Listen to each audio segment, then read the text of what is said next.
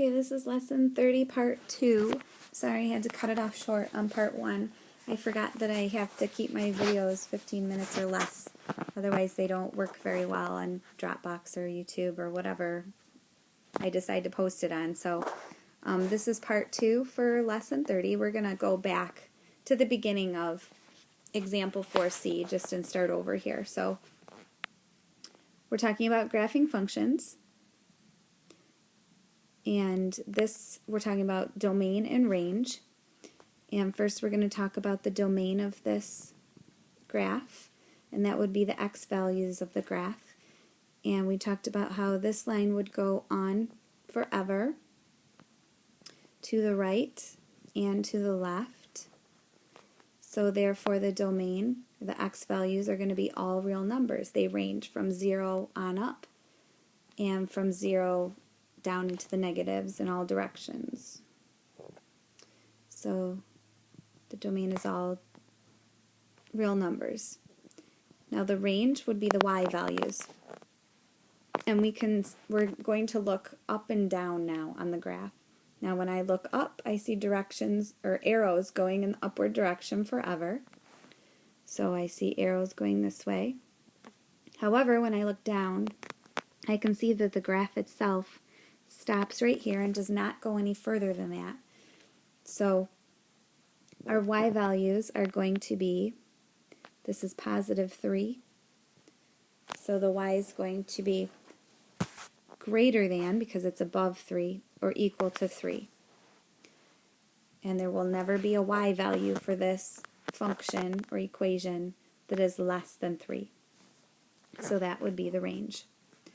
Moving on to the last example here, it's a story problem of Carlos mows lawns. He spends,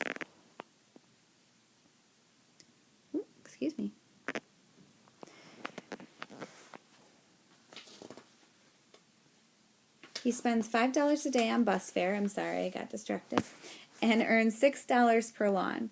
The table below shows the money he earns for lawns mowed in a day. Make a graph and use it to find the amount he earns after mowing 5 lawns a day. So luckily we already have our x and y values filled in on a chart for us, so we can just graph them. So first we'll graph 0, negative 5, which will be down here.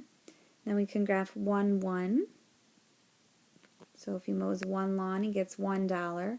If he mows 2 lawns, he gets $7, which is going to actually be up here, which is just a bit off of our graph.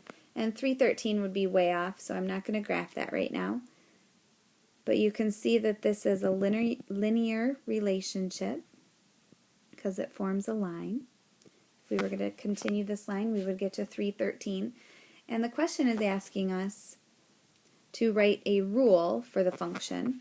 So we're going to use the information that we have.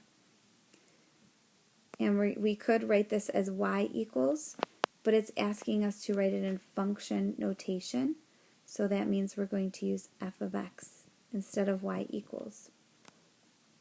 Now we know that he spends $5 a day on bus fare, so that's being taken away from what he's earning. And what he's earning is $6 per lawn, so $6 per x amount of lawns. So we have f of x equals 6x minus 5. Now the rest of the question is asking us to find the amount he earns after mowing 5 lawns. So that means we need to plug in 5 for x. And when you're filling in a number for f of x, you can write f of 5, or the number you're using to fill in for x. So f of 5 would be 6 times 5, which is 30, minus 5. So that would be 30 minus 5, $25 that he would earn after mowing 5 lawns, which makes sense according to our linear graph here. And that is the end of lesson 30. Thank you for taking notes and listening.